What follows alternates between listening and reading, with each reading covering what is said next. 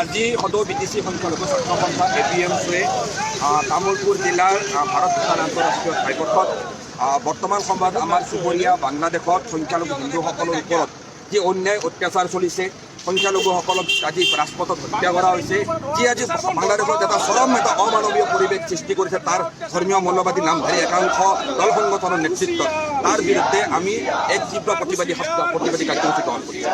এই প্ৰতিবাদী কাৰ্যসূচীত বাংলাদেশৰ অন্তৰ্বৰ্তীকালীন চৰকাৰৰ মুখ্য উপদেষ্টা ডক্টৰ মহম্মদ ইউনুছৰ পুতলিকা আমি দাহ কৰিছোঁ। এই পুতলিকা দাহ কৰি আমি অতি শীঘ্ৰেই বাংলাদেশৰ সংখ্যালঘু হিন্দুসকলৰ নিৰাপত্তা নিশ্চিত কৰিবলৈ আমি দাবী উত্থাপন কৰিছোঁ। আজি আমি বাংলাদেশত যি সংখ্যালঘু হিন্দুসকলৰ ওপৰত একপক্ষীয়ভাৱে যি আক্ৰমণ চলিছে, এই আক্ৰমণৰ ঘটনাক আমি তীব্ৰ প্ৰকাৰে গৰিহণা জনাইছোঁ, নিন্দা কৰিছোঁ। আজি আমি দেখিবলৈ পাইছোঁ যে বাংলাদেশত একাংশ ধৰ্মীয় মৌলবাদী নামধাৰীয়ে বিভিন্ন সময়ত ভাৰত বিৰোধী মন্তব্য দি থকা আমাৰ পৰিলক্ষিত হৈছে। কিন্তু বাংলাদেশৰ সেই ধৰ্মীয় মৌলবাদী নামধাৰী ব্যক্তিসকলে পাহৰি যোৱা অনুচিত যে বাংলাদেশৰ স্বাধীনতা সংগ্ৰামত ভাৰতে মূল ভূমিকা গ্ৰহণ কৰিছিল, আৰু যি সেইসকল বাংলাদেশৰ পৰা কোনোবা ব্যক্তিয়ে যদি আজি ভাৰত বিৰোধী মন্তব্য কৰে, এই মন্তব্য কমচে কম আমি অসমৰ সংখ্যালঘু মুছলমান বা ভাৰতৰ সংখ্যালঘু মুছলমানে কোনো কাৰণতে মানি নলওঁ। ইয়াৰ বিৰুদ্ধে ভয়ংকৰ প্ৰতিবাদ হ'ব। আমি ভাৰত চৰকাৰক দাবী জনাইছোঁ যে বাংলাদেশখন যিহেতু আমাৰ ভাৰতবৰ্ষৰ চুবুৰীয়া ৰাষ্ট্ৰ, বাংলাদেশ গঠন কৰাত ভাৰতবৰ্ষই মূল ভূমিকা গ্ৰহণ কৰিছিল। তো এই ক্ষেত্ৰত বাংলাদেশত সংখ্যালঘুসকলৰ নিৰাপত্তা সুনিশ্চিত কৰিবলৈ ভাৰত চৰকাৰে প্ৰয়োজনীয় ৰাজনৈতিক ইয়াত ফোকাছ দিব লাগে। এই ক্ষেত্ৰত বাংলাদেশত সংখ্যালঘু হিন্দুসকলৰ বস্তুৰ নিৰ্যাতন বন্ধ হ'ব লাগে। We all BTC Minority Students Union, one of the prominent minority student union of Assam, are staging this protest at Tamulpur of Assam by burning the effigy of the chief advisor of Bangladesh interim government Mohammad Yunus. We are protesting against the attacks on the minority of Hindus in Bangladesh in the recent time. The ongoing violence against the minority Hindu of Bangladesh, actually we are seeing that this is totally unrest situation in Bangladesh, and we the minority community of India and we the minority community of Assam will not tolerate such kind of act against the Bangladesh minority Hindu. So we demand to ensure the proper security protection to the minority Hindu community of Bangladesh, and we strongly criticize this kind of act against the minority Hindu of Bangladesh.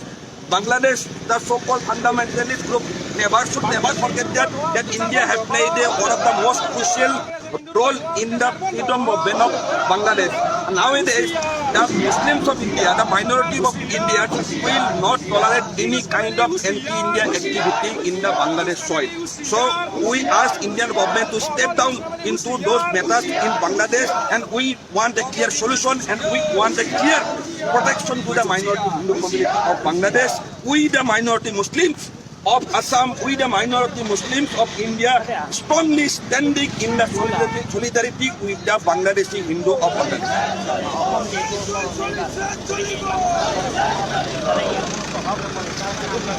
আমি স্পষ্টকৈ কৈছোঁ, বাংলাদেশখন আজিৰ তাৰিখত এক সাংঘাতিকভাৱে এটা আনৰেষ্ট situation সৃষ্টি হৈছে, এটা লনেছনেছ আমি তাত দেখিবলৈ পাইছোঁ। তো আজি বাংলাদেশৰ প্ৰেক্ষাপট আৰু ভাৰতৰ প্ৰেক্ষাপটৰ মাজত পাৰ্থক্য আছে। তো আজি ভাৰতৰ সৰ্বস্তৰৰ সংখ্যালঘু মুছলমানসকলে বাংলাদেশৰ হিন্দু সংখ্যালঘুসকলৰ ওপৰত অত্যাচাৰৰ তীব্ৰ বিৰোধিতা কৰিছে। আমি বাংলাদেশৰ অন্তৰ্বৰ্তীকালীন চৰকাৰৰ মুখ্য উপদেষ্টা ডক্টৰ মহম্মদ ইউনুছৰ পুতলিকা আজি ভাৰত ভূটান আন্তঃৰাষ্ট্ৰীয় ঘাইপথত কেন্দ্ৰীয়ভাৱে দাহ কৰি আমি স্পষ্টকৈ এই বাৰ্তা দিব বিচাৰিছোঁ যে বাংলাদেশৰ সংখ্যালঘু হিন্দুসকলৰ সৈতে অসমৰ সংখ্যালঘুসকল থিয় হৈ আছে। দেশত পৃথিৱীত য'তে সংখ্যালঘু হ'ব তাৰ বিৰুদ্ধে প্ৰতিজন মানৱতা ব্যক্তিয়ে মাত মতা উচিত। আমি APMCয়ে মাত মাতিছোঁ, যদি প্ৰথমে আমি বাংলাদেশৰ প্ৰতিবাদ সাব্যস্ত কৰিম গণতান্ত্ৰিকভাৱে, আৰু আমি ভাৰত চৰকাৰক দাবী জনাইছোঁ যে তাৰ বিৰুদ্ধে কোনো কাৰণতে বাংলাদেশৰ